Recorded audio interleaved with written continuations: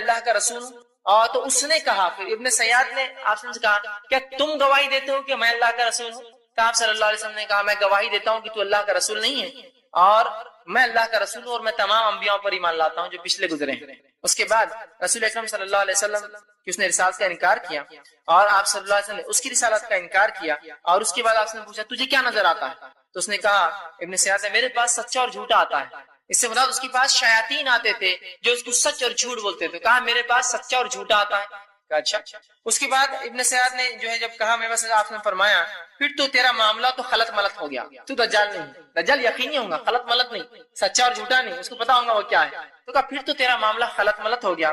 پھر آپ صلی اللہ علیہ وسلم نے فرمایا میں نے تجھ سے پوچھنے کے لیے دل میں ایک بات چھپا رکھی ہے, ایک چیز چھپا رکھی ہے, کیا تو بتا سکتا ہے وہ چیز کیا ہے؟ اور آپ صلی اللہ علیہ وسلم جب نکلے تھے گھر سے تو آپ پر ایک نئی سورت کی کچھ آیتیں نازل ہوئی تھی, جس سورت کی ان آیتوں کے تعلق سے اس سورت کا نام آپ نے اپنے دل میں رکھا تھا, ابھی صحابہ کو بھی نہیں کہا. فرمایا کیا تو جانتا ہے میرے دل میں کیا جو میں نے تجھ سے چھپا رکھا ہے؟ تو ابن سیاد نے جب یہ سنا تو کہا, اور پہلی دیر تو خاموش رہا. اس کے بعد اللہ نے اسے توفیق نہ دی, بولنے کی کوشش کرنا چاہنا تھا, وہ کوشش کیا, بول نہ سکا.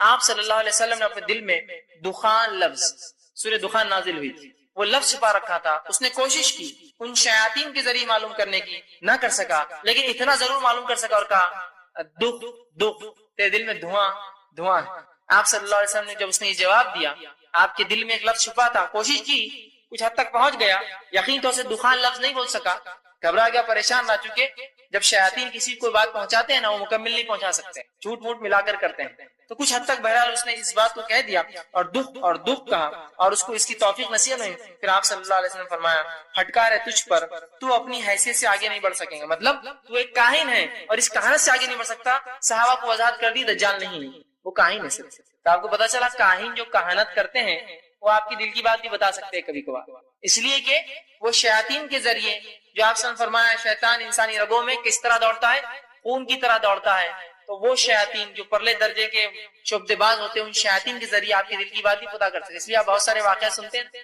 بہت بڑے فلاں تھے, ان کے پاس کوئی شخص گیا, دل میں برا سوچتا تھا, انہوں نے اس کے گال پہ تھپتا ہوا کہا بیٹا بڑوں کے بارے میں برا نہیں سوچتے. آپ بولتے ہیں اس کو کیسے پتا چلا میں برا سوچ رہا تھا, سمجھ گئے آپ کیسے پتا چلا؟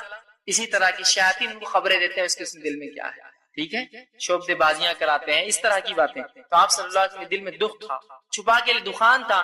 بہرحال کچھ حد تک مکمل تو نہ بول پا, لیکن ضرور دکھ کے الفاظ کہے. اللہ نے اس کو مکمل بولنے کی توفیق نہ دی, لیکن صحابہ کا جو ایک غلط فہمی تھی کہ ابن سیاد جو ہے یہ دجال ہے, وہ معاملہ بول گئے. اس کے بعد آگے کی روایت آتی ہے, سالم بن عبداللہ بن عمر جو ہے فرماتے ہیں, کہتے ہیں کہ عمر بن عبداللہ نے, جو والد نے ان سے فرمایا کہ آپ صلی اللہ علیہ وسلم اس کے بعد ابن سیاد جب گھر جا کے سو گیا, لیٹ گیا, کیونکہ صحابہ کا بھی تھوڑا شک تھا, آپ سمجھ چاہتے تھے کنفرم ہو جائے, چھپتے چھپتے اس سے گھر کے پاس گئے اور مختلف اس کے کھیت میں پہنچے.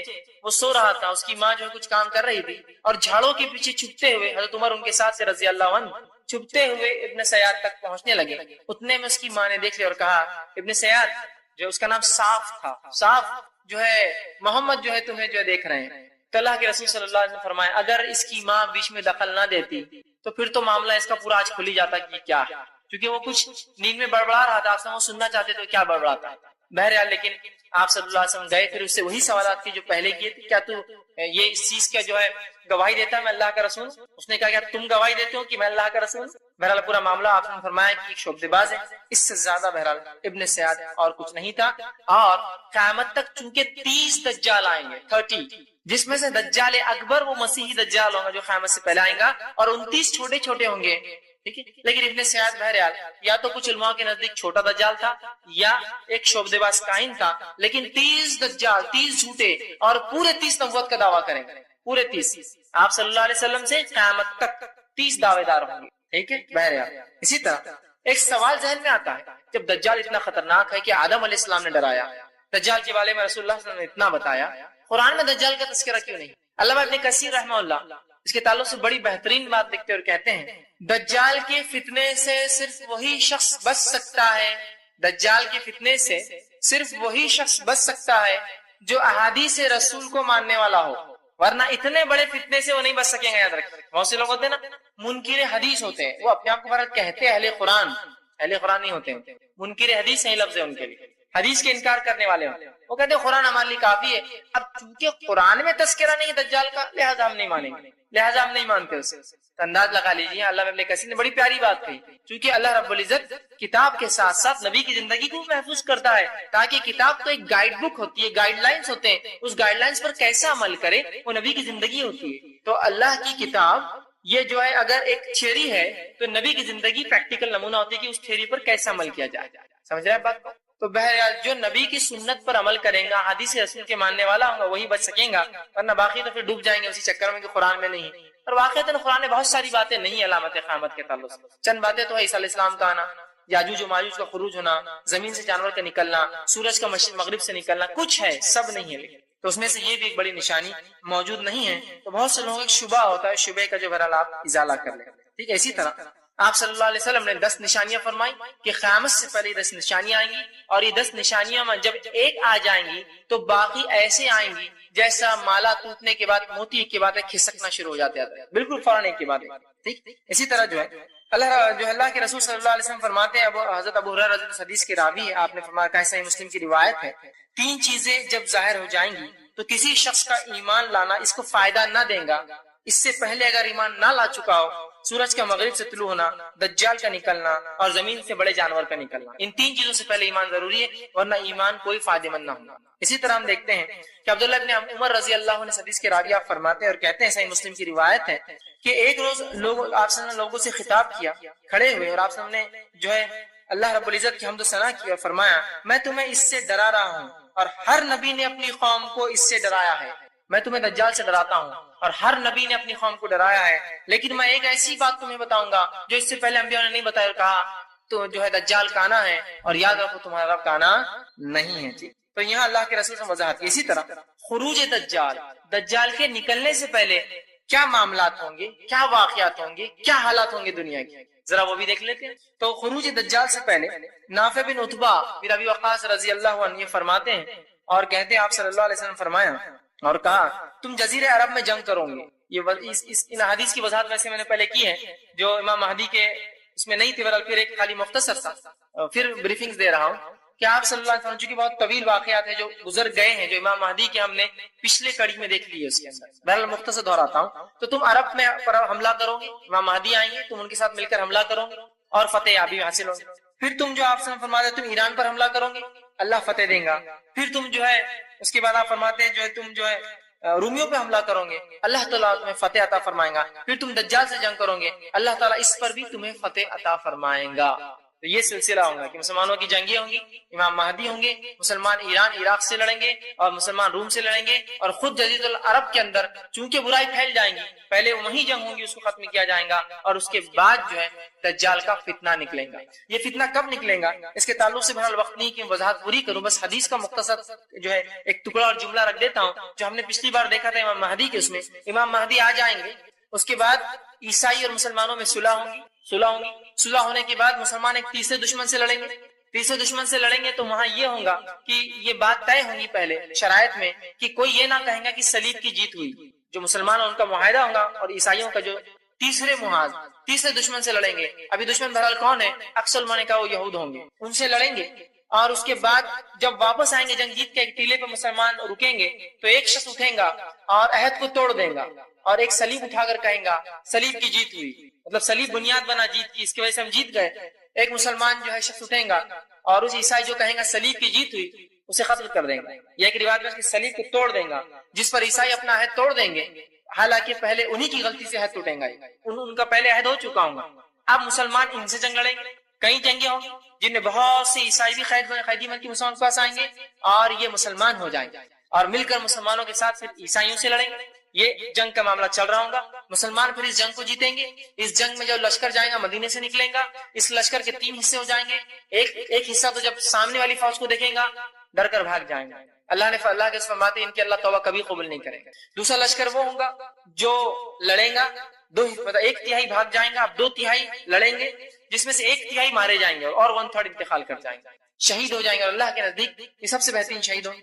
اس کے بعد آپ فرماتے ہیں 1/3 زندہ بچیں گے جنگ, مطلب 1/3 بھاگ گئے, 1/3 شہید, 1/3 زندہ بچیں گے, اور اتنا مال غنیمت ملے گا کہ کسی کو انتہا نہیں. مسلمان اپنی تلواروں کو زیتون کے جھاڑوں پر لٹکائیں گے, آرام کریں گے. اس سے ایک بات یہ بھی پتہ چلتی ہے زیتون کے جھاڑ اکثر کس علاقے میں ہوتے اللہ نے اس علاقے قسم کا والتین والزیتون, یہ فلسطین کا علاقہ, یہاں زیتون ہی اگتا ہے اور دوسری کھیتیاں نہیں ہوتی. تو وہاں مطلب اتنی کثرت ہوں گی کہ فوج اس پہ رکیں گی آرام سے, اور کوئی آواز دیں گا مسلمانوں تمہارے گھروں میں دجال آ گیا ہے. مسلمان خوفزدہ ہوں گے کہ ہم تو گھروں سے نکلے اور دجال آ گیا, فوراً بھاگیں گے. پہلی خبر جھوٹی, دوسری خبر جھوٹی, تیسری خبر سچی ہوگی. 2 بار جھوٹ بولیں گے شیطان, دجال آ گیا, مسلمان بھاگ جائیں گے. پھر لوگ آئیں گے بولیں گے آپ جھوٹ کوئی نہیں بولیں گے, پھر اعلان کریں گے دجال آ گیا, مسلمان جائیں گے, پھر دیکھیں گے خبر جھوٹ, تیسری آواز سچی ہوں گی, تیسری بار وہ ظہور ہو جائیں گا. تو یہ چند حالات تھے جو بیک گراؤنڈ میں چل رہے تھے جو امام مہدی کے سے میں نے لیا تھا. اب ان حالات جنگوں کے علاوہ 6 مزید اور چیزیں ہوں گی جب دجال نکل رہا ہوگا, اس کے خروج کے بعد 6 مزید. وہ کیا کیا ہوں گے؟ سب سے پہلے آپ صلی اللہ علیہ وسلم فرماتے ہیں, جو حضرت جو ہے راشد بن سعد رضی اللہ عنہ حدیث کے راوی کہتے ہیں, مسند احمد کی روایت ہے, جب جو ہے استخر فتح ہوا تو ایک منادی نے اعلان کیا خبردار ہو جاؤ دجال ظاہر ہو چکا ہے. اب یہ ایک شہر ہے استخر, اس کا نام حدیث میں آتا ہے.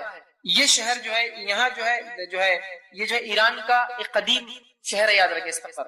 بہرحال قدیم زمانے میں ایک شہر تھا, آج بھی کچھ آبادیاں ہیں. تو اس شہر میں مسلمان جنگ لڑیں گے اور وہاں اعلان ہوگا کہ دجال نکل گیا ہے. اسے 2 باتیں ہوتی, ہو سکتا ہے مسلمان ایک ساتھ کئی فرنٹس پہ لڑ رہے ہوں گے مہدی کے ساتھ, ادھر بھی جنگی چل رہی ہیں ایران عراق میں, ادھر بھی جنگی چل رہی ہیں فلسطین اور اس کے علاقے میں, وہ امکانات کافی ہے, یاد رکھیں. ٹھیک, اس لیے آپ فرمایا کہ فتح اور منادی اعلان دے گا کہ دجال نکل گیا, تو ایک جنگ ہوگی اس مقام پہ جب مسلمان ہوں گے تو وہ ہوگا. اب بہت سے شہروں کے تعلق سے آپ تاریخ جانتے ہیں جو آپ سب کے زمانے میں نہیں تھے, جو تھے آج نہیں ہے, ہو سکتا ہے قیامت سے پہلے پھر آباد ہو جائے. ہوتا ہے نا اس طرح سے, آبادی ایک شہر میں بستی ہے, شہر اجڑ جاتے ہیں, پھر کئی زمانوں بعد سال 2000 سال 4000 پھر آبادی وہاں بس جاتی ہے. ٹھیک, تو بہرحال وہاں اسی طرح آپ فرماتے اور کہتے ہیں, اور آپ نے فرمایا دجال اس وقت تک نہیں نکلیں گا جب تک کہ لوگ اس کا ذکر سے غافل نہ ہو جائے. دوسری چیز کہ دجال جب تک نہیں نکلیں گا جب تک کہ لوگ اس سے غافل نہ ہو جائیں, حتیٰ کہ خطیب اپنے وعظ اور نصیحت میں بھی اس کو بھول جائیں گے. مطلب لوگ دینی شرعی علم سے اتنے دور ہو جائیں گے کہ دجال کو بھول جائیں گے, تب تک دجال نہیں آئے گا, یاد رکھیں, جب تک کہ اس کو بھلانا دیا جائے. دوسرا ایک تیسری بات آپ فرماتے ہیں, تم یہ کہتے ہو اچھا تھا میں تمہیں بتا چکا ہوں کہ میں رسول اللہ صلی اللہ علیہ وسلم سے یہ بلکہ تیسری بات آپ فرماتے ہیں دجال کے تعلق سے کہ جب تک لوگ غافل نہ ہو جب تک جو ہے دجال جو ہے نہیں نکلیں گا. اسی طرح دجال کی جسمانی علامتیں کیا ہوں گی, یاد رکھیں, جسمانی فزیکل صفتیں کیا ہوں گی.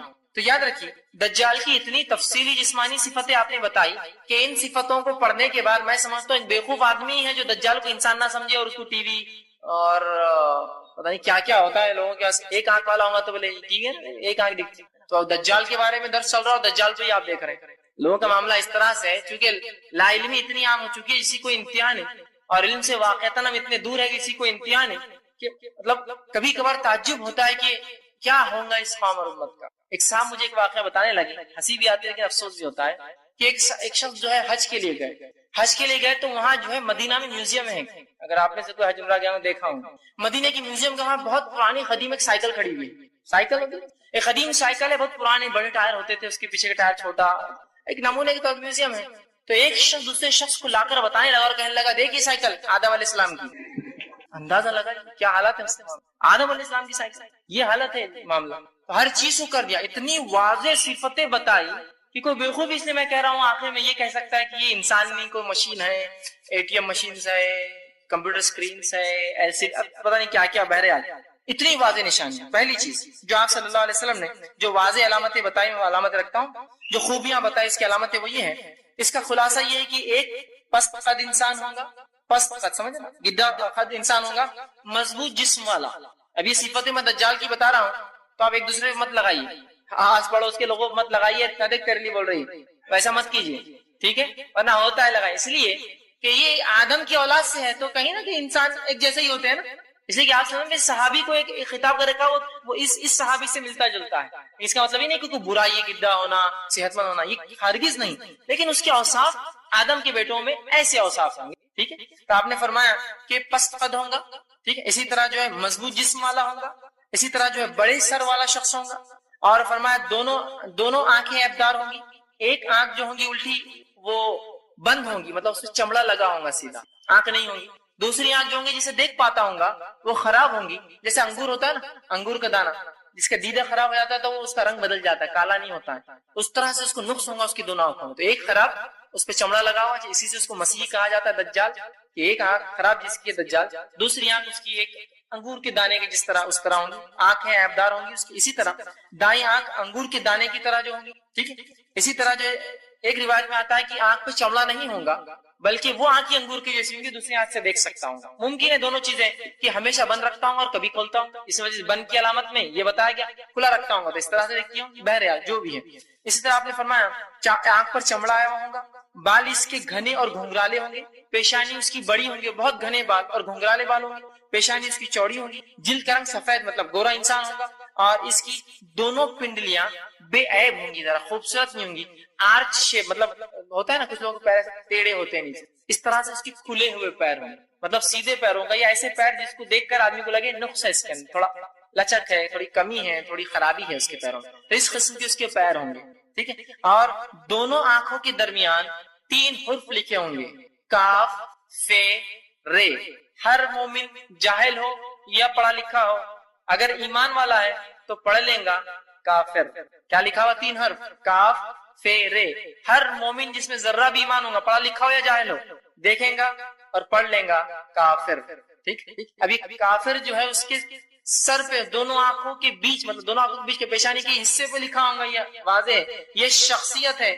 کچھ لوگ پتہ نہیں عجیب رہتے، کافر لکھا ہوا تو کیا کرتے، امریکہ فرانس کافر، امریکہ اور فرانس، امریکہ کا کا، فرانس کی فیرے، ہاں کافر۔ دیکھو کھلا مومن دیکھ لے رہا، پہچان لے رہا، دیکھو حدیث میں یہاں الفاظ ہے اس کی آنکھوں، آنکھیں ہے دو چیزیں، فرانس اور امریکہ، آنکھوں کے بیچ الفاظ ہے، شخصیت بتائی جا رہی ہے، یعنی کہ وہ اس دنیا کے میپ میں لکھا ہوا ہوگا کافر۔ وضاحت ہے، پیشانی چوڑی، دونوں آنکھوں کے بیچ میں، ہر شخص پڑھ لیں گا کاف فیرے، ایمان والا ہوگا تو چاہے ان پڑھو چاہے پڑھا لکھا ہو، کافر۔ سمجھے، شخصیت ہے، واضح شخصیت ہے، اس میں کوئی دو رائے نہیں کی، شخصیت نہیں کوئی مشین کوئی آلات کوئی عجیب چیز ہے، بلکہ ایک شخصیت ہے، یاد رکھیں۔ تو یہ جسمانی اوصاف ہے جو حدیث میں آئی۔ اسی طرح دجال کے ظاہر ہونے کی جگہ، صحیح مسلم کی روایت ہے، ابو بکر رضی اللہ عنہ اس حدیث کے راوی، آپ کہتے ہیں آپ صلی اللہ علیہ وسلم فرمایا دجال مشرق میں ایک ایسی جگہ سے خروج کرے گا جس کو خراسان کہا جاتا ہے۔ خراسان سمجھتے ہیں؟ خراسان یہ ایران کا ایک ضلع ہے، ابھی آج بھی بہرحال خراسان ایک ضلع ہے ایران کا، اس خراسان علاقے سے نکلیں گے، یہ رہتا الگ جگہ ہے، ظہور یہاں سے کریں گے، سمجھے، ظاہر جب ہوں گا پبلک میں عوام میں عام ہوں گا تو خراسان سے ہوں گا، ناندیڑ سے نہیں، ٹھیک۔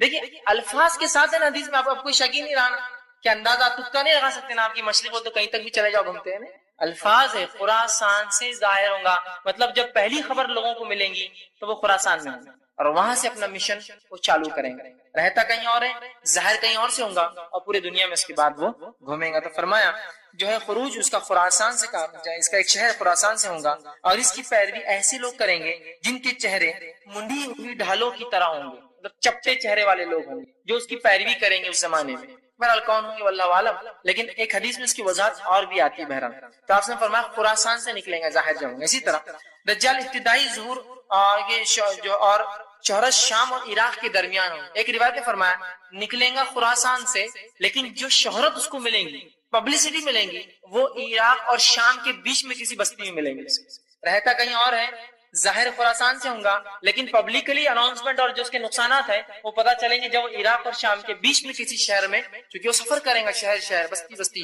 گھر گھر جائیں گا، تو وہاں جو ہے ظاہر ہوں گا اور وہاں سے اس کو پاپولیرٹی ملے گی، وہاں سے جو ہے وہ مشہور و شہرت پالیں گا ان دو علاقوں کے بیچ میں۔ اسی طرح جو ہے نواز بن سمعان رضی اللہ عنہ فرماتے ہیں اور کہتے ہیں وہ شام اور عراق کے درمیان ایک مقام سے ظاہر ہوں گا، خراسان سے نکلیں گا، کچھ لوگ وہاں تیاری کریں گے، وہ مشہور اور جو ہے شہرت پائیں گا، عراق اور شام کے بیچ کے برابر ایک علاقے میں۔ اسی طرح دجال کیا وہ کوئی شخص ہے؟ کیا آج وہ ہے؟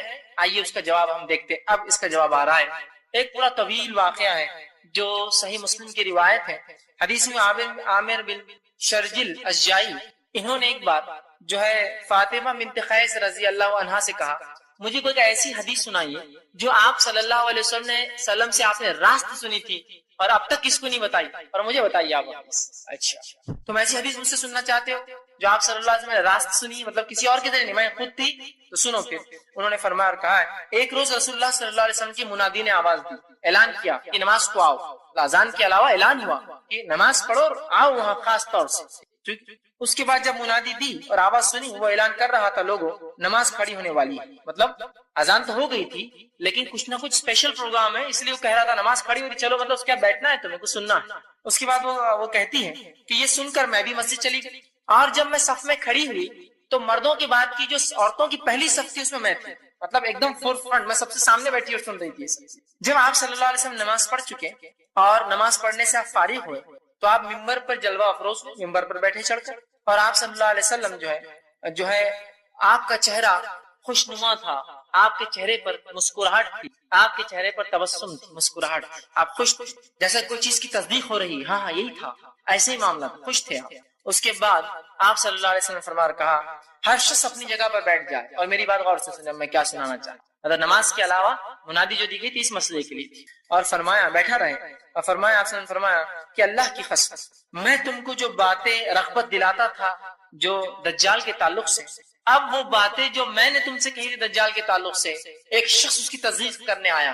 کیا کہا خوش ہو کر کہ میں تم سے جو دجال کے تعلق سے اس کے فتنوں کے بارے میں بتاتا تھا، تم لوگوں کو اس چیز کی تصدیق کرنے کے لیے ایک شخص آج آیا ہے، اور تمیم الداری رضی اللہ عنہ یہ ایک عیسائی شخص تھے، یہ 30 لوگوں کے ساتھ ایک جہاز میں سفر کر کے کہیں جا رہے تھے جب تک یہ عیسائی تھے۔ تو آپ سے ہم فرماتے ہیں کہ تمیم الداری جو آپ کے بازو بیٹھے تھے، ممبر کے بازو تھے، ایمان لا چکے تھے لیکن پہلے عیسائی تھے، وہ یہاں آئے اسلام قبول کیا اور واقعہ سنایا، جس واقعے کو رسول اللہ ممبر سے سنا رہے ہیں، واقعہ کیا سنی؟ تو آپ نے فرمایا کہ کیا میں تمہیں دجال سے رغبت نہ دلاتا تھا؟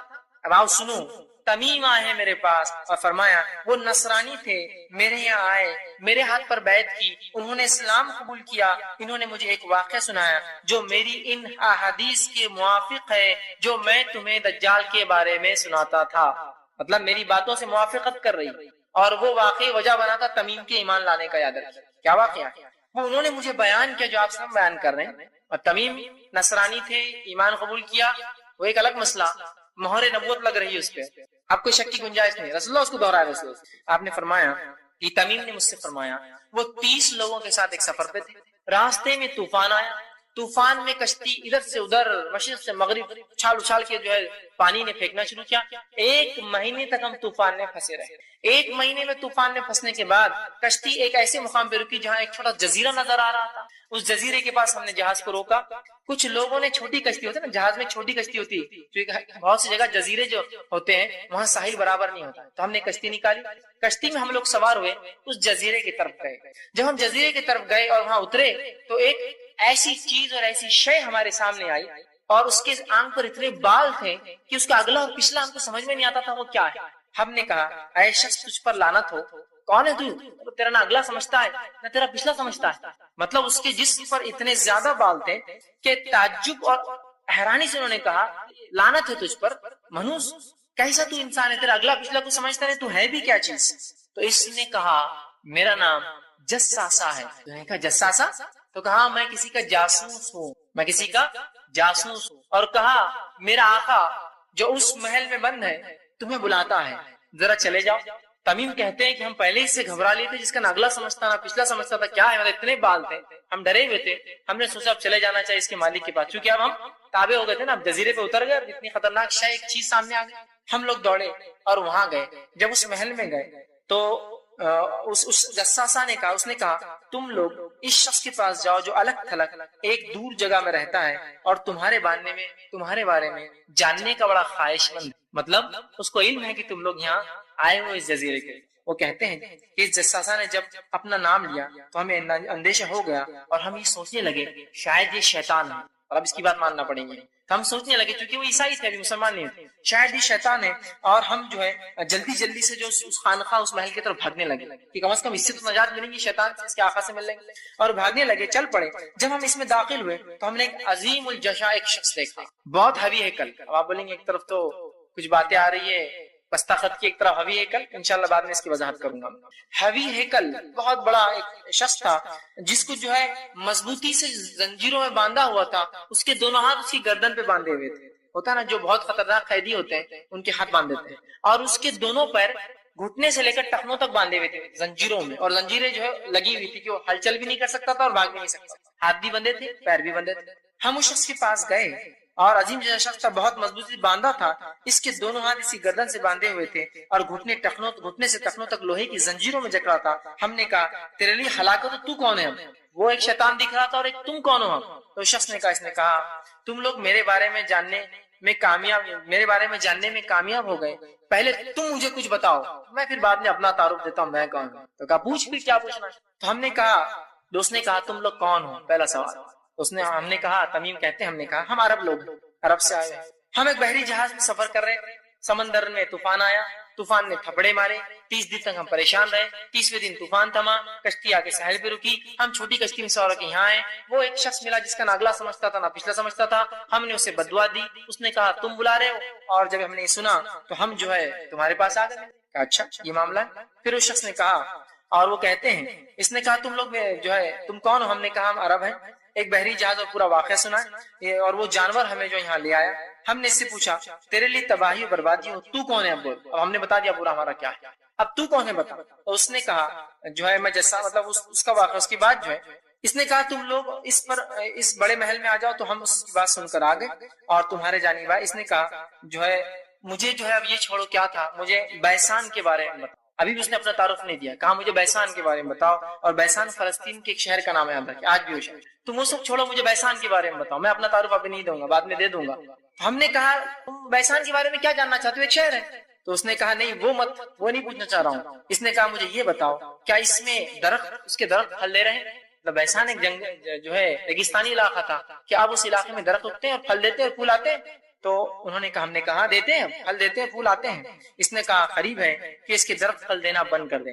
پھر آگے اس نے سوال کیا، اس نے کہا مجھے بحر طبریہ کے بارے میں بتاؤ۔ بحر طبریہ یاد رکھیے یہ جو ہے فلسطین کے بیچ میں ایک بہت بڑا دریا ہے، بحر طبریہ۔ تو کہا مجھے بحر طبریہ کے بارے میں بتاؤ۔ تو ہم نے پھر کہا اس کے بارے میں بتاؤ۔ ہم نے کہا تم اس چیز کے بارے میں کیا جاننا چاہتے ہو، کیا بتائیں؟ تو اس نے کہا کیا اس میں پانی موجود ہے، کیا اس میں پانی ہے؟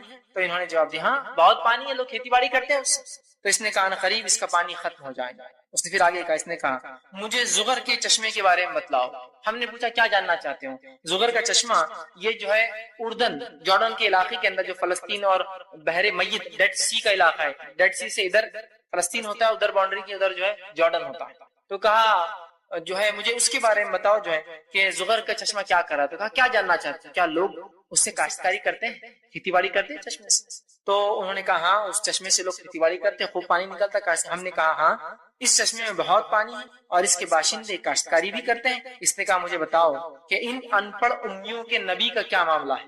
چوتھا سوال، ان ان پڑھ مطلب عرب امی کہتے ہیں اپنے آپ کو، ان امیوں کے نبی کا کیا معاملہ ہے؟ تو ہم نے کہا، تمیم داری نے کہا وہ مکہ سے ہجرت کر کر مدینہ چلے گئے۔ اس نے سوال کیا کہ عربوں نے ان سے لڑائی کی؟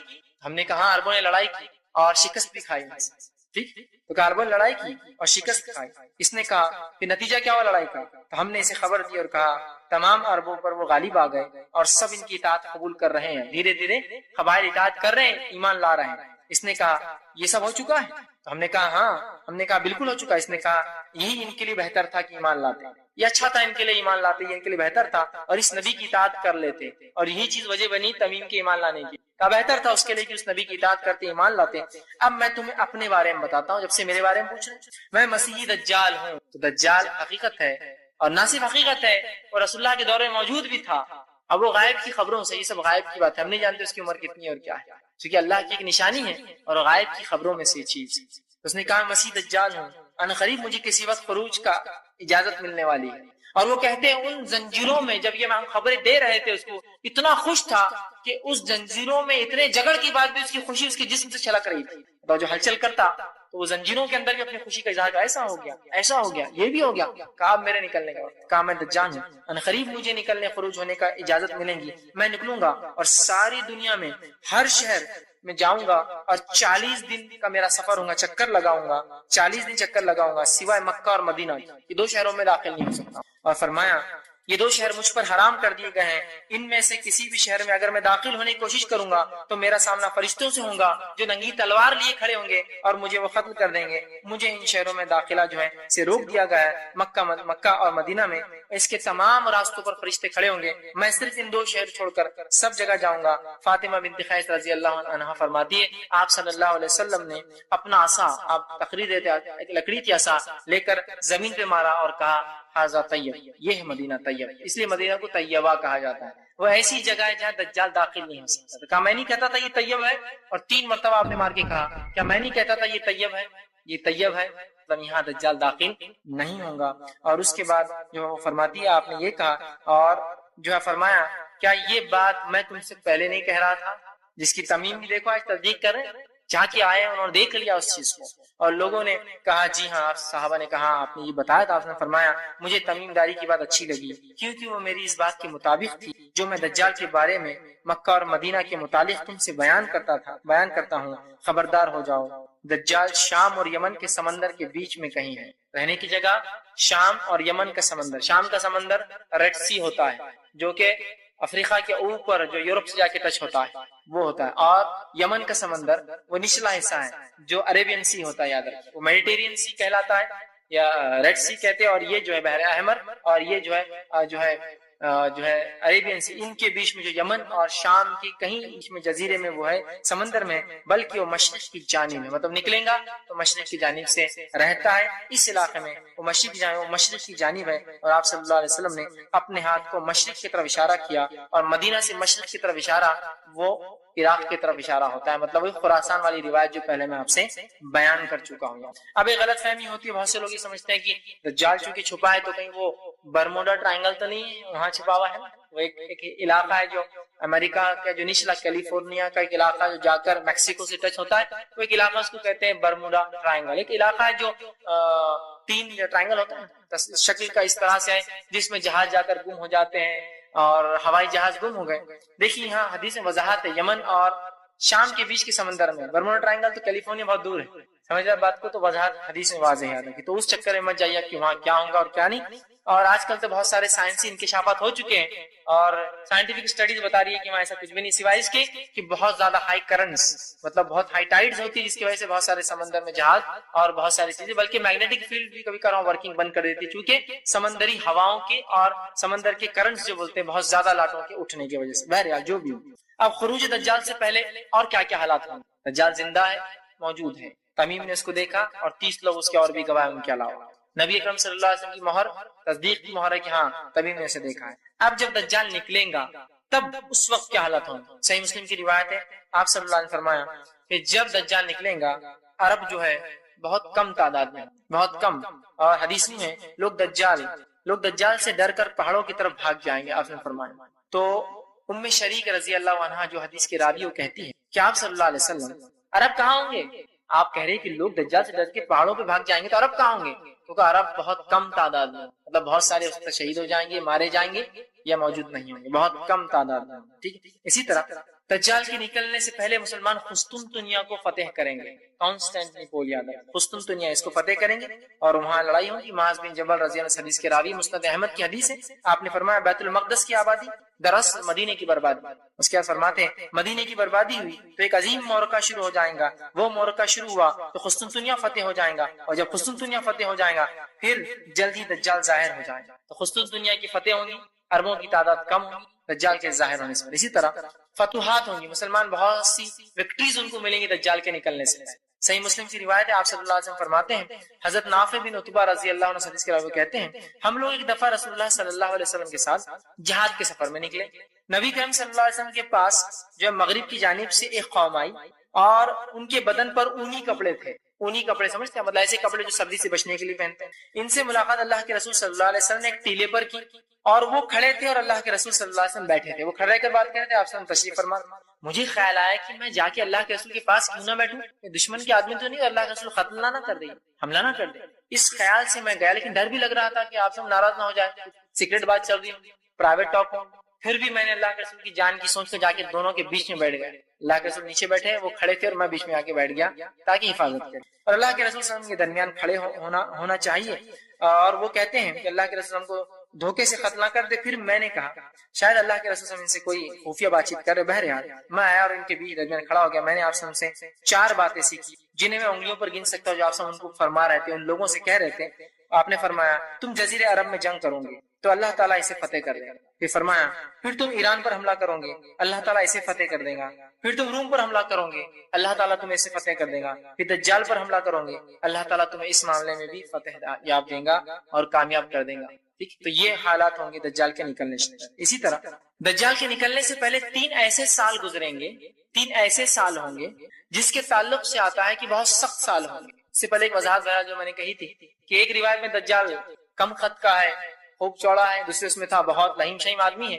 حدیث میں ایک الفاظ آتے ہیں کہ دجال جب غصے میں آئے گا تو وہ بڑا ہو جائیں گا، اللہ عالم کس طرح سے، چونکہ غائب کا معاملہ ہم نہیں جانتے، مطلب وہ بڑا ہو جائیں گا۔ ہوتا ہے نا انسان غصے میں آئے تو کس طرح سے ہو جاتا ہے، ایک آدمی ہے ایک دم بیٹھا ہوا ہے اپنی حیت کو دبلا پتلا، لیکن جب غصہ آئے تو آپ دیکھیے بڑا دکھنے لگ جاتا ہے آپ کا، نا کھڑا ہو جاتا ہے، جوش میں ہاتھ نکال دیا، نسیں پھول گئی، اس کی پوری گردن موٹی ہو گئی ہے نا، پورا غصے سے بڑا ہو جاتا ہے۔ تو وہ غصے اور خوشی کی حالت میں بڑا ہوگا اور شاید عام حالت میں چھوٹا رہے گا۔ بہرحال چونکہ غائب کا معاملہ، پھر بھی جو بات تطبیق کی دونوں کے بیچ میں یہ ہو سکتی ہے۔ اسی طرح جو ہے بارش نہ ہوگی، اب آپ کہیں گے 7، 8 یا 9 سال امام مہدی جب آئیں گے تو سب سے اچھے دن ہوں گے۔ اب یہاں روایت ہے کہ دجال کے آنے سے بارش، جبکہ امام مہدی زندہ ہے وہاں، یہ کیسے ہوگا؟ ہو سکتا ہے جو آپ کے ہاتھ پہ ایمان لا، جو مسلم سلطنت ہو، وہاں خوشحالی ہوں گی، لیکن ابھی بھی آبادیاں باقی ہوں گی جہاں بدحالی ہوں گی۔ پاسبلٹی، ہر پاسبلٹی، کیونکہ یہ سب غائب کی باتیں ہیں، کڑی کو جوڑنا ممکن نہیں ہوتا ہے۔ علماء کچھ تدبیق کرتے ہیں، ملانے کی کوشش کرتے ہیں، لیکن پھر آخر میں کہنا پڑتا ہے واللہ عالم بالصواب، اللہ ہی بہتر جانتا ہے کیا ایسا، لیکن ہوں گا۔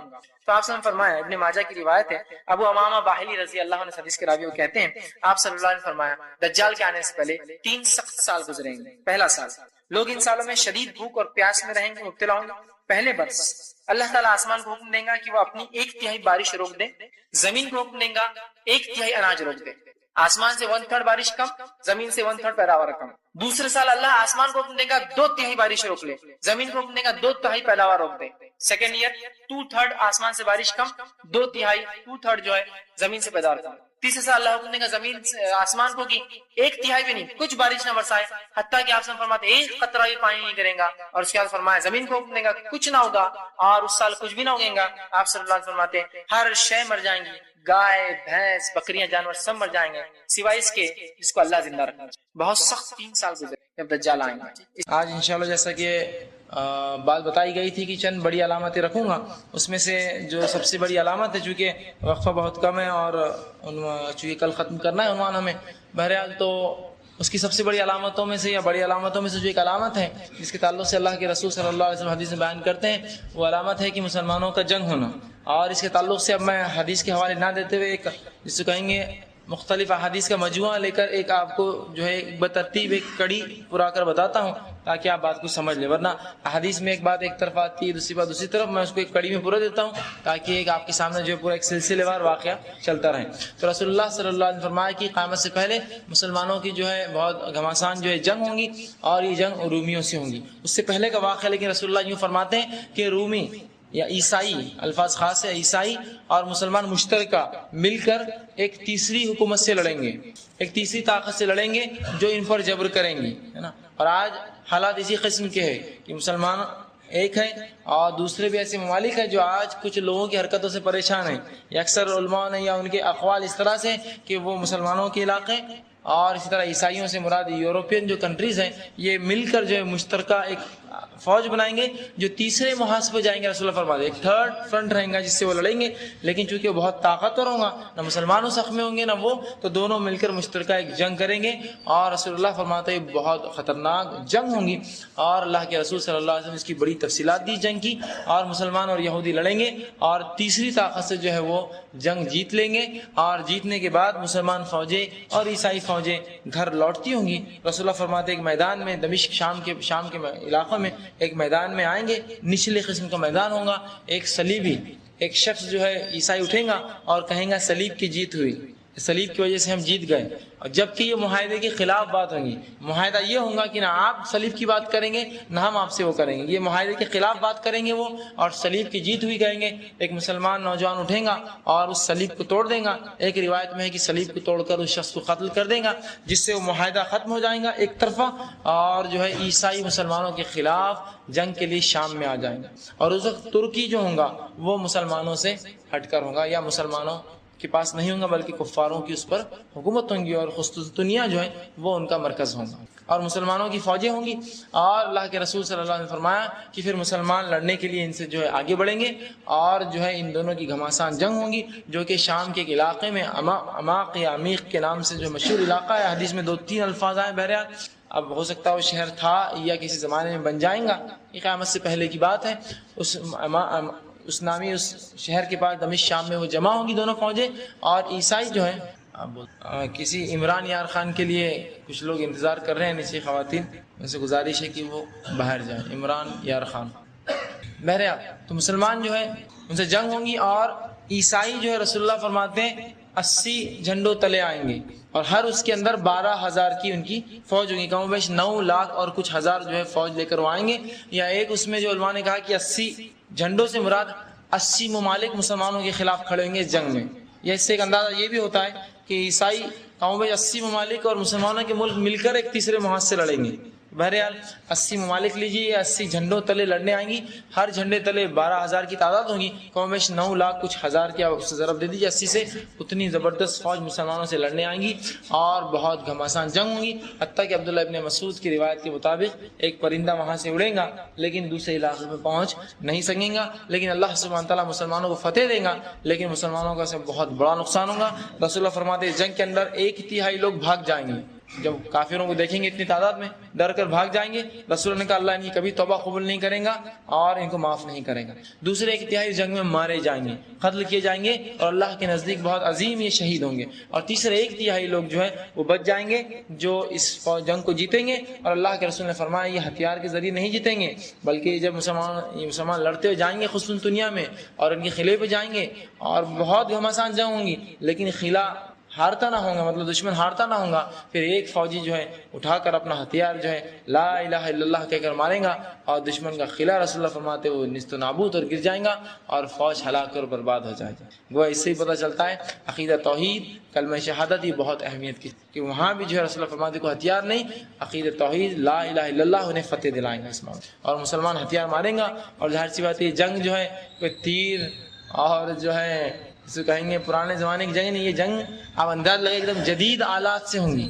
آج کے جدید آلات سے بھی جدید آلات، پتہ نہیں واللہ عالم کس قسم کے آلات اور ہتھیار اس زمانے میں ہوں گے جس سے یہ جنگ ہونے والی ہے. اس کی گھماسان ہونا اسی سے آپ انداز لگا سکتے ہیں ہتھیار آج کس قسم کے خطرناک ہتھیار ہے. تو یہ آنے والی دور کی بات کر رہا ہوں میں، جو ایج سائنس ٹیکنالوجی اور ہر چیز میں آگے بڑھ جائیں گی، تو یہ انداز آپ کر سکتے ہیں جنگ کا کس قسم کی خطرناک جنگ ہوں گی. اور مسلمان کی بکثرت، حتیٰ کہ ایک روایت میں فرمایا 100 میں سے صرف ایک مسلمان زندہ بچیں گے، یا 100 میں سے پرسنٹ وائز نکالتے 1% مسلمان زندہ بچیں گے. اور وہ جو ہے مال غنیمت جمع کر رہے ہیں، مال غنیمت اٹھا رہے ہوں گے کہ کوئی آ کر آواز لگائے گا مسلمانوں دجال آ گیا تمہارے گھروں میں جو ہے دجال آ گیا. یہ دوسری روایت کے مطابق یہ تو جنگ کا معاملہ تھا، لیکن یہ جنگ کون لڑے گا، کون اس جنگ میں شامل ہوگا؟ تو اس تعلق سے پھر دوسری حدیث میں یہ آتا ہے کہ اس سے پہلے، اس جنگ سے پہلے جو ہے مسلمانوں جو ہے استنبول جو جیتیں گے یا پوری جنگ ہوں گی، اس میں ان کا لیڈر کون ہوگا؟ تو اس تعلق سے دوسری روایت آتی ہے کہ مہدی کا ظہور ہوگا. اللہ سبحانہ تعالیٰ ایک شخص، اور جب یہ قیامت کا وقت ہوگا اور یہ علامتیں ظاہر ہوں گی جب مسلمانوں کی خلافت آ چکی ہوں گی، تبھی تو مسلمانوں کی ایک فوج اور یورپ کی ایک فوج ملیں گی. کچھ نہ کچھ ایسے پاورز ہوں گے یہ جو ایک دوسرے کی رسپیکٹ کرتے ہیں، سمجھے نا. کوئی ایک کمزور طاقت کا کوئی بہت بڑی طاقت عزت نہیں دیتی ہے. ایک رسپیکٹفل کب ہوتا ہے؟ جب عزت کب ملتی ہے؟ جب کچھ نہ کچھ برابر ہم جیسا ہو. مسلمانوں کی خلافت ہوں گی اور خلیفہ کا انتقال ہو جائے گا. اور مہدی جو ہوں گے رسول اللہ صلی اللہ علیہ وسلم فرماتے ہیں وہ شام سے نکل کے مکہ میں آئیں گے، اور کچھ لوگ ان کا پیچھا کریں گے، اور خلیفاؤں کے بیٹے میں اختلاف ہو جائے گا حکومت پر، کون خلیفہ بنے گا، اور خوب وہ جھگڑیں گے. اور مہدی جو ہے مکہ آئیں گے اور حرم کے اندر تشریف لائیں گے، اور اس وقت ایک فوج نکلیں گے. لوگ کہیں گے کہ یہ مہدی جو ہے یہ شخص جس کے تعلق سے رسول اللہ فرماتے ہیں اس کا نام میرے نام جیسا اور اس کے باپ کا نام میرے باپ کے نام سے ہوگا اور یہ میری نسل سے ہوگا. اللہ رسول اللہ کے خاندان سے نام محمد بن عبداللہ یا نام محمد یا احمد بن عبداللہ، دونوں میں سے کوئی ایک نام ہوگا، محمد بن عبداللہ یا احمد بن عبداللہ رسول اللہ کے خاندان سے ہوں گا. اور رسول اللہ فرماتے ناک نقشہ اس کا میرے جیسا نہ ہو، باقی نام وام اس کا حسب نسب مجھ سے آئیں گا، ناک نقشہ مجھ سے جو ہے اس کا الگ ہوں گا ہٹ کر. اور جو اللہ سبحانہ تعالیٰ مہدی کو راتوں رات ہدایت دیں. اب انہیں مہدی کیوں کہتے؟ لوگ سمجھتے مہدی علیہ السلام تو کوئی تو بھی نبی ہے. مہدی یاد رکھیں مہدی کوئی نبی نہیں ہے، یہ غلط فہمی ذرا نکال دیجیے، اس کا ازالہ کیجیے. مہدی نبی نہیں ہے، مہدی کا معنی ہوتا ہے ہدایت یافتہ، جس کو ہدایت ملی. تو علیہ السلام سے اچھا ان کے نام کے آگے لگانا ہدان اللہ، علیہ السلام سے بہتر لگانا ہے ہدان اللہ. اللہ ہدایت دے کہ اگر وہ ہمارے دور میں آئے تو ہم ان کی فوج میں شامل ہو، یہ معنی ہوتا ہے اس کا. ورنہ کہ تو جو ان سے برخلاف فوج میں شامل ہوں گا وہ سب ہلاک ہو جائیں گے. تو ہدان اللہ بولنا چاہیے. مہدی ہدان اللہ، اللہ ہدایت دے جب یہ آئے تو ہم ان کی فوج میں شرکت کریں اور شامل ہو، ان کے برعکس دشمنوں کی فوج میں شامل ہونے سے. تو لوگ سمجھتے کوئی علیہ السلام یا کوئی نبی ہوں، کوئی نبی نہیں، ایک امتی ہوں گے رسول کے خاندان سے، حضرت علی کی اولاد سے، اور رسول اللہ کے نام جیسا نام اور آپ کے والد کے نام جیسا ان کے والد کا جو ہے نام ہوگا. اور مسلمانوں کے یہ لیڈر ہوں گے. جب وہ آئیں گے تو خلیفہ کے لڑکے سمجھیں گے کہ یہ جو ہے ہماری پوسٹ ہتھیانے آیا ہے، اور ایک زبردست فوج جو ہے بھیجیں گے، اور وہ فوج جو ہے آتی رہیں گی مکے سے قریب، اور اچانک جو ہے وہ ایک مقام پر جمع ہوں گی، ایک زلزلہ آئے گا، پوری فوج دھس جائے گا. اور یہی مہدی کی پہچان ہوگی کہ یہ مہدی حق ہے. اب ہمارے پاس کتنے مہدی آ گئے؟ کوئی حیدرآباد میں بیٹھا ہوا ہے، تو کوئی دلی میں مہدی ہے، تو بمبئی کی مہدی الگ ہے، سوڈان کے مہدی صاحب الگ ہے، یمن میں اپنے مہدی صاحب ہے ایک، اور یورپ میں کئی مہدی ہے، اور امریکہ میں مہدی ہے. اتنے مہدی ہیں لیکن ایک بھی فوج نہیں ڈوبی اب تک. علامتیں دیکھیے نا کتنی واضح، اتنی واضح علامتیں ہیں. سورج کا چمکنا، پھر بھی اگر کوئی بیوقوف قسم کے لوگوں کو اپنا مہدی سمجھے تو اس سے برا کیا ہوگا. فوج دھسنا یہ علامت ہوگی مہدی کی سب سے بڑی کہ یہ مہدی حق ہے. وہ فوج دھس جائیں گی، رسول اللہ فرماتے بہت کثیر فوج ہوں گی اور لوگ دیکھنے جائیں گے اس میں اور دھسا دی جائیں گی. تو اللہ کے رسول صلی اللہ علیہ وسلم سے ایک صحابیہ نے پوچھا اللہ کے رسول پھر خبر کون دیں گا یہ کہ یہ مہدی تھے اور فوج دھسی؟ کہا اللہ صرف ایک انسان کو زندہ چھوڑیں گا، وہ جا کے خبر دیں گا کہ فوج جو آئی تھی دھس جائیں گے. اور کہا بہت کثیر تعداد جمع ہوں گی جنگ کو دیکھنے، جو مہدی کے خلاف جو لوگ آئیں گے لڑنے، اور وہ لوگ بھی سب اس میں غرق ہو جائیں گے. تو صحابیوں میں اللہ کے رسول ان کا کیا گناہ ہوگا، وہ کیوں ڈوبیں گے اس فوج میں؟ تو کہا جب وہ اٹھیں گے اپنی اپنی نیتوں سے اٹھائے جائیں گے. مطلب جو لڑنے آئے تھے وہ برائی کی نیت سے اٹھیں گے، جو دیکھنے آئے تھے وہ اچھائی مطلب دیکھنے کی نیت سے اٹھیں گے. ہر شخص اپنی نیت سے اٹھایا جائیں گا، اور اس کے بعد وہ دھسیں گے. اس کے بعد لوگ ایک کے بعد ایک سمجھ جائیں گے یہی مہدی برحق ہے. وہ ذرے دھسنے کے بعد فوج آ کر ان کے ہاتھ پر بیعت کریں گے. اور یہ جو واقعہ ہوگا یہ مدینے کے پاس جو ہے مقام احد کی جنگ ہوئی اس پہاڑ کے قریب ہی دھسیں گے. اور پھر لوگ سمجھ جائیں گے مہدی ہے، لوگ جوگ در جوگ آئیں گے. اور کعبے میں اللہ کے رسول فرماتے بیت اللہ اور مقام ابراہیم یا سنگ اسود اور مقام ابراہیم کے بیچ میں وہ کھڑے ہوں گے. لوگ ان کے ہاتھ پر بیعت کریں گے اور ان کی فوج میں شامل ہوں گے. اور وہی فوج پھر مشترکہ بن کے یورپ کے ساتھ مل کر جنگ کریں گی. اور اس کے بعد پھر وہ بغاوت ہونے کے بعد پھر یہی مہدی ہوں گے جو مسلمانوں کے لیڈر ان سے جنگ کریں گے. حتیٰ کہ اللہ کے رسول فرماتے ہیں مہدی جب آئیں گا وہ دنیا کو اس طرح سے خوشحالی سے بھر دے گا جس طرح اس سے پہلے وہ بدحالی سے برائی سے بھری ہوئی تھی. امن و امان ہر طرف ہوں گا. اور مہدی 5 7 یا 9 سال حکومت کریں گے. حدیث میں 3 الفاظ ہیں 5 7 یا 9، بہرحال جو بھی لے سب سے زیادہ 9 اور سب سے کم 5 سال ان کی حکومت ہوں گی. تو جب یہ 5 7 9 آتا ہے آپ اس کو اختلاف نہ سمجھے. ہو سکتا ہے 9 سال مکمل دور ہو، 7 سال اچھا دور، 5 سال بہت اچھا دور. تو 5 7 9 جو الفاظ آتے ہیں تو یہ مت سمجھیے ایگزیکٹ کیوں نہیں ہے، ایک دم ہو بہو آنا تھا. تو یہ اس طرح ہو سکتے ہیں کہ 9 بولے تو مکمل عرصہ، اور وہ جنگوں کا عرصہ بھی تو اس میں 9 میں ہی ہے، اور 7 اچھا عرصہ اور 5 بالکل بہترین عرصہ، ایسا بھی معنی ہو سکتا ہے. بہرحال تو وہ حکومت کریں گے اور اس کے بعد مسلمانوں کے ساتھ جنگ کریں گے، قسطنطنیہ کو جیتیں گے. اور اس کے بعد جو ہے وہ سارا معاملہ چلیں گا مسلمان جنگ، اور بہت کم لوگ بچیں گے. اور یہی مہدی کے دور میں کیا ہوگا پھر جب وہ جنگ جیت چکے ہوں گے آواز آئیں گی کہ مسلمانوں تمہارے گھر میں دجال آیا. مسلمان رسول اللہ فرماتے مال غنیمت چھوڑیں گے اور گھروں کی طرف بھاگنا شروع، اس لیے کہ ان کو اپنا عقیدہ اپنے گھر والے پیارے ہوں گے. اور دجال کا فتنہ چونکہ اتنا سخت ہوگا اور انہوں نے یہ سن رکھا ہوگا، جبھی وہ اٹھ کے فوراً بھاگنے لگیں گے. اور رسول اللہ فرماتے 10 لوگ تصدیق کے لیے آگے جائیں گے اور میں ان کے چہرے، ان کے گھوڑے اور ان کے نام تم کو ان کے باپ کے نام کے ساتھ بتا سکتا ہوں. اور وہ جا کر نکلیں گے. اب کچھ لوگ سوال کرتے ہیں جب اتنا ماڈرن دور ہوگا تو گھوڑوں کی کیا ضرورت؟ یاد رکھیے آج بھی فوج میں گھوڑے ہوتے ہیں نہیں ہوتے. ہو سکتا ہے جنگ اتنی گھمسان ہو کہ ہر الیکٹرانک آلہ کو پہچانا جا سکتا ہو، جانوروں کو تھوڑی آپ گھوڑے پہ جا سکتے ہیں. سمجھ رہے آپ حالات کس طرح سے ہوں گے ہم نہیں جانتے. رسول اللہ فرماتے قیامت سے پہلے سب سے اچھا سرمایہ بکریاں ہوں گی. بولتے آج تو پیپر کرنسی ہے, الیکٹرانک کرنسی, بکریاں کیسا سرمایہ ہوں گی؟ لیکن ایک زمانہ آئے گا, اور آج کے حالات دیکھیے نا, بکریاں سب سے اچھا سرمایہ ہے نا. کتنا بڑا ایک بینک تھا AIG, ابھی ڈوبا نا, امریکن انٹرنیشنل گروپ, پورا بینک کولیپس ہو گیا, بینکرپسی. الیکٹرانک فارم میں پیسہ تھا, جس کے ہاتھ پیسہ کیش تھا, کہ ہاتھ میں کوئی نوٹ کی شکل میں تھا, الیکٹرانک پیسہ تھا, الیکٹرانک طور سے گل ایواپوریٹ ہو گیا پورا کا پورا. $185 بلین ایک دن میں ختم ہو گیا. تو آپ سب سے سرمایہ کیا ہے انسان کے پاس, جو اس کے پاس تھا. تو ہو سکتا ہے قیامت سے پہلے حالات ایسے ہو جائے کہ کسی پہ کوئی بھروسہ نہیں ہو, تو بکریاں ہی سب سے اچھا سرمایہ بن جائیں گی, پھر سے دور آ جائیں گے. بہرحال تو یہ چیزیں قیامت سے پہلے حالات بدلتے جائیں گے, ایسے حالات ایک جیسے نہیں رہیں گے ہر دور.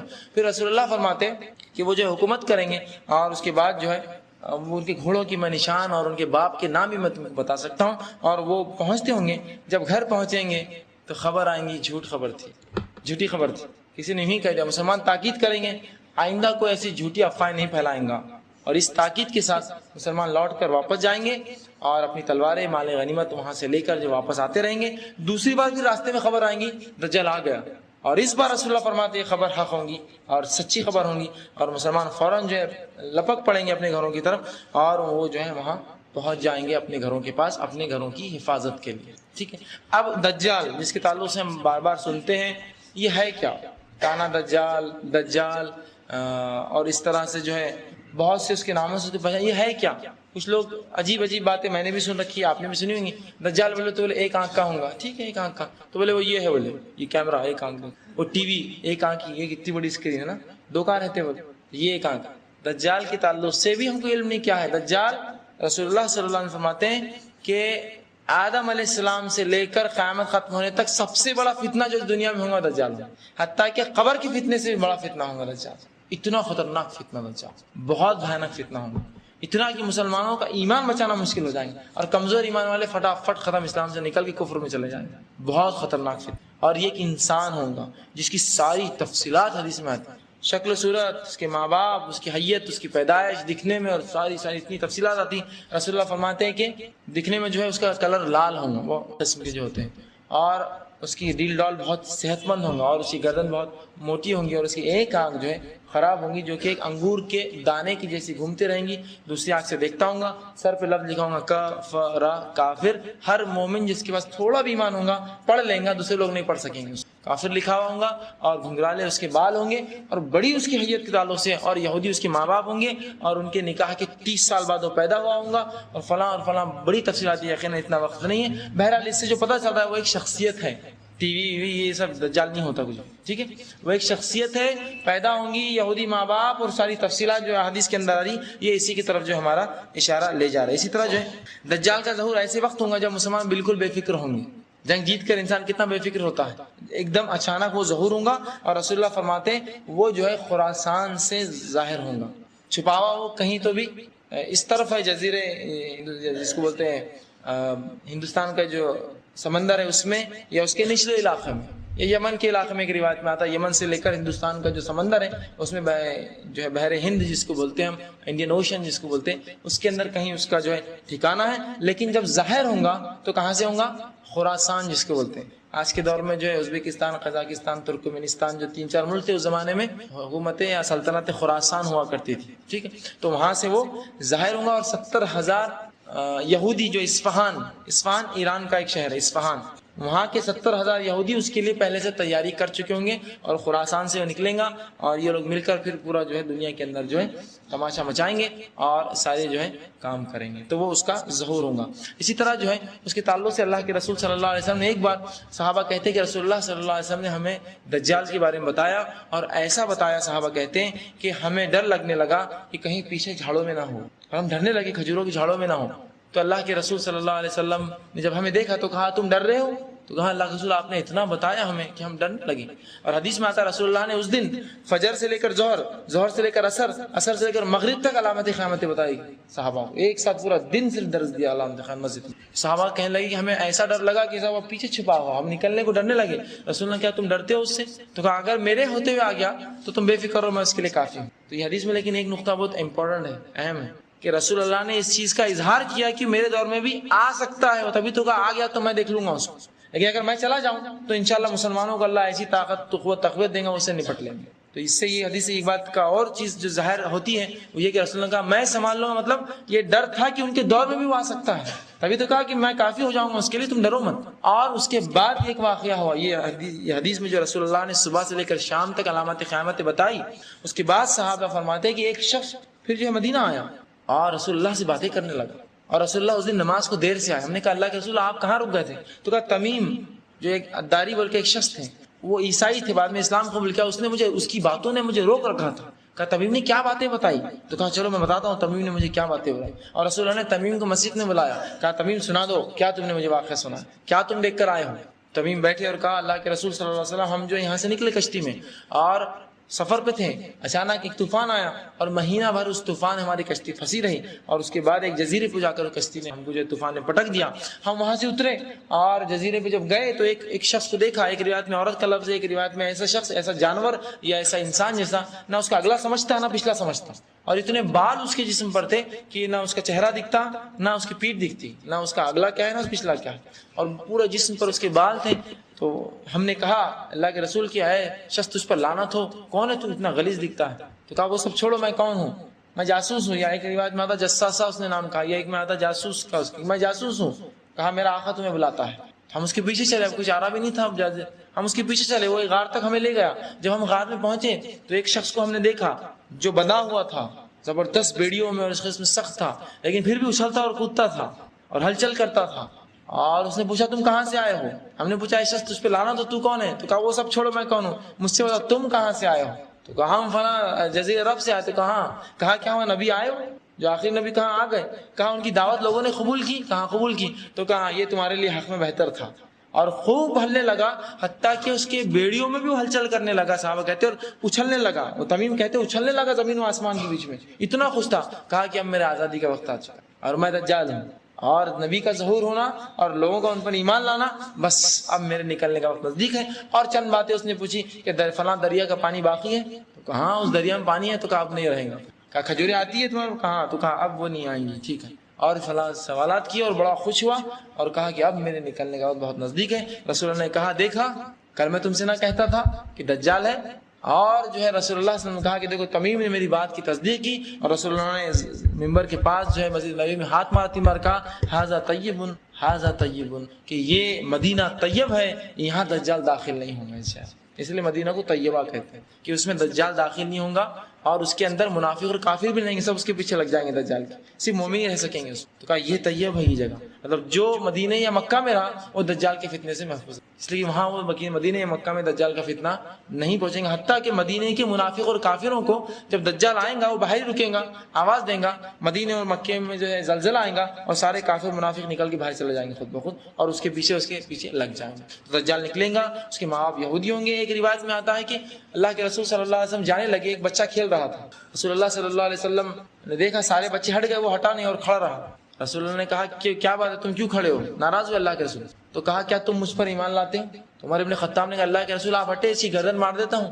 کفر کیا نا، نبی کے سامنے کہتا ہے کہ کیا تم مجھ پر ایمان لاتے ہو؟ میرے رسولوں نے، ابن سیاد اس کا نام تھا، ابن سیاد، کہا کیا تم مجھ پر ایمان لاتے ہو؟ رسول نے کہا اسے چھوڑ دو، اس لیے کہ عمر جو تم اس کو اگر وہ سمجھ رہے ہو دجال تو تم اس پہ قابو نہیں کر سکتے، تمہارے بس کی بات نہیں اس کو ختم کرنا، اور اگر وہ نہیں ہے تو چھوڑ دو، پھر کئی کو مارتے ہو اس کو؟ چھوڑ دیا رسول اللہ نے۔ ایک روایت میں کہ آپ صلی اللہ علیہ وسلم کو اس پہ شک ہوا، صحابہ نے کہا کہ وہ ابن سیاد دجال ہے، چونکہ رسول اللہ نے اتنی صفتیں بتائی تھی، یہودی ماں باپ ہوں گے، اس کی ماں بہت زیادہ صحت مند ہوں گی، حتیٰ کہ جو ہے اس کی ناک ٹیڑھی قسم کی ہوں گی، اور اس کی کمر بہت بڑی ہوں گی، اور اس کا باپ اس طرح سے ہوں گا، 30 سال بعد پیدا ہوا ہوں گا، اور کافی عرصے تک ماں کے پیٹ میں رہوں گا، 9 مہینے سے زیادہ، اور پھر اس طرح کی باتیں۔ رسول اللہ دیکھنے گئے اس شخص، اور اللہ کے رسول عمر ابن خطاب کے ساتھ گئے اور کھجوروں کے جھاڑوں کے پیچھے چھپ کر دیکھنے لگے۔ تو اس کی ماں نے دیکھ لیا، کہا ابن سیاد محمد جو ہے تمہارا جو تعاقب میں تمہارے پیچھے لگے ہیں، تو اس نے آنکھیں کھول دی۔ اللہ کے رسول صلی اللہ علیہ وسلم نے کہا تجھ پر لعنت ہو، تو کہا، اور اللہ کے رسول سے اس نے کلام کیا۔ رسول اللہ صلی اللہ علیہ وسلم کو جانچنے کے لیے کہا کیا تو جانتا ہے میرے دل میں کیا ہے؟ سوال کرنے بہت سی بات چیت ہوئی، سوال کیا اللہ کے میرے دل میں کیا ہے؟ تو اللہ کے رسول صلی اللہ علیہ وسلم پہ اسے کچھ وقت پہلے کچھ سورۃ دخان کی آیتیں نازل ہوئی تھی، بالکل، تو اس نے کہا الدخ، تیرے دل میں محمد دخان ہے، سورۃ دخان کی آیتیں تھی۔ رسول نے کہا تجھ پہ لعنت ہو، تو اپنے منصوبوں میں کبھی کامیاب نہیں۔ اور وہاں سے نکل کے اللہ کے رسول صلی اللہ علیہ وسلم چلے گئے۔ صحابہ اس کو بھی دجال مانتے تھے، چونکہ اس کی صفت، بہرحال وہ دجال چھوٹا تھا، مطلب وہ دجال نہیں تھا جو تمیم نے جو وہاں دیکھا وہ دجال بڑا ہے، اور رسول اللہ نے فرمایا 30 دجال آئیں گے قیامت سے پہلے، 30 پورے چھوٹے بڑے، تو یہ ابن سیاد بھی چھوٹا ہوں گا، بہرحال وہ بڑا